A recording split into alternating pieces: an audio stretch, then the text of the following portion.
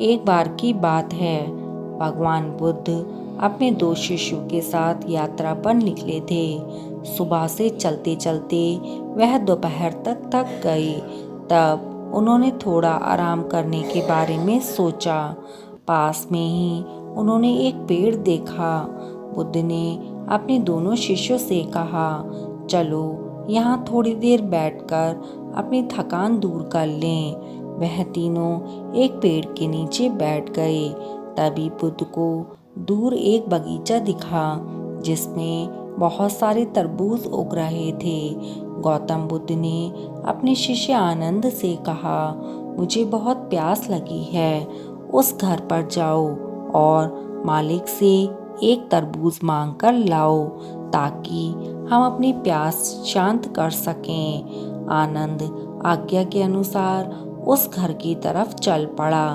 घर के करीब पहुंचने के बाद आनंद ने देखा कि एक युवती बगीचे में पानी दे रही है। आनंद ने बहुत ही आदर से युवती को नमस्कार किया और कहा, मेरे गुरु सुबह से पैदल चल रहे हैं, इस कारण वह बहुत प्यासे हैं। क्या उन्हें देने के लिए आप मुझे एक तरबूज दे सकते हैं? जैसे ही आनंद की बात खत्म हुई, युवती जोर से चिल्लाई, मेरे पास तुम्हें देने के लिए कुछ भी नहीं है, फौरन तुम मेरे बगीचे से बाहर चले जाओ। आनंद युवती की इस तरीके का व्यवहार देखकर खाली हाथ वापस लौट आया और सारी बात बुद्ध को आकर बता दी। बुद्ध बस मुस्कुरा दिए और अपने दूसरे शिष्य से बोले, कश्यप जाओ तुम तरबूज मांग कर लाओ। कश्यप के मन में संदेह था कि क्या वह युवती उसे तरबूज देगी। फिर भी उसका कर्तव्य था कि वह अपने गुरु की आज्ञा का पालन करे, इसीलिए वह उसके घर की तरफ बढ़ता चला गया। जब युवती की नज़र इस सन्यासी पर पड़ी तब उस युवती के चेहरे पर मुस्कान खिल गई। वह युवती यह नहीं समझ पाई कि उसके चेहरे पर यह मुस्कान क्यों है।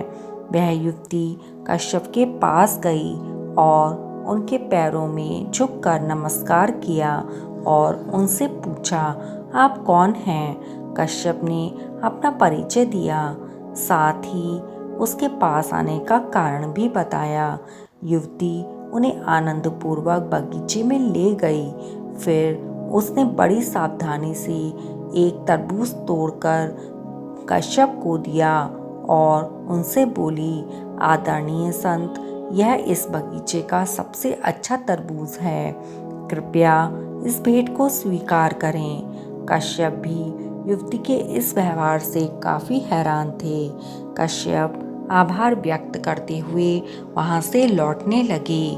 आनंद ने देखा कि कश्यप एक बड़ा सा तरबूज लेकर लौट रहे हैं। यह देखकर आनंद को भी बड़ी हैरानी हुई, लेकिन बुद्ध के चेहरे पर शांति के भाव थे।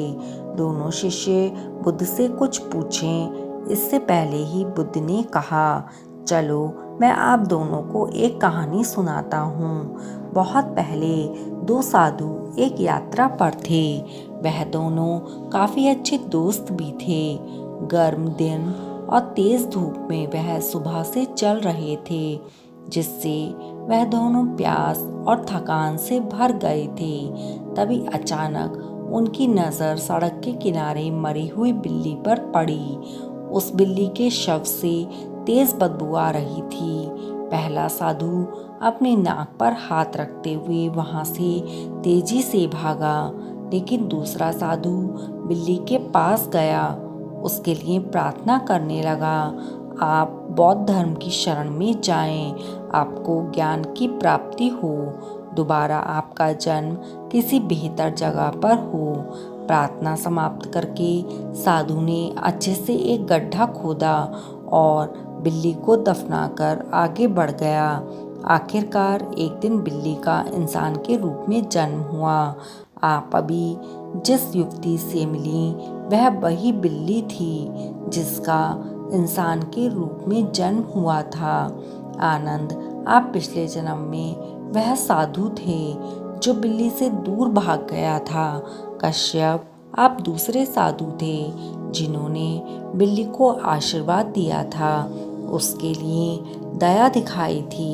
इसलिए जब आज युवती ने कश्यप को देखा तो उसे अपने आप अंदर से खुशी महसूस हुई, जबकि आनंद ने बिल्ली के प्रति घृणा दिखाई थी। इसलिए आनंद को देखते ही उसे गुस्सा आ गया। कश्यप को वह बिना मांगे तरबूज भेंट करना चाहती थी और आनंद के अनुरोध के बाद भी वह उनसे इनकार ही कर रही थी। इस कहानी को सुनने के बाद दोनों शिष्यों ने जाना कि हमें सभी प्राणियों के लिए मन में दया का भाव रखना चाहिए, सबको एक तरीके से सम्मान देना चाहिए, क्योंकि हम दूसरे के लिए जो दया और प्यार दिखाते हैं वह लौटकर एक न एक दिन हमारे पास जरूर आता है। इस कहानी को सुनने के बाद उन दोनों शिष्यों को एक महान सीख प्राप्त हुई। उसके बाद वह बुद्ध के साथ यात्रा पर आगे बढ़ गए।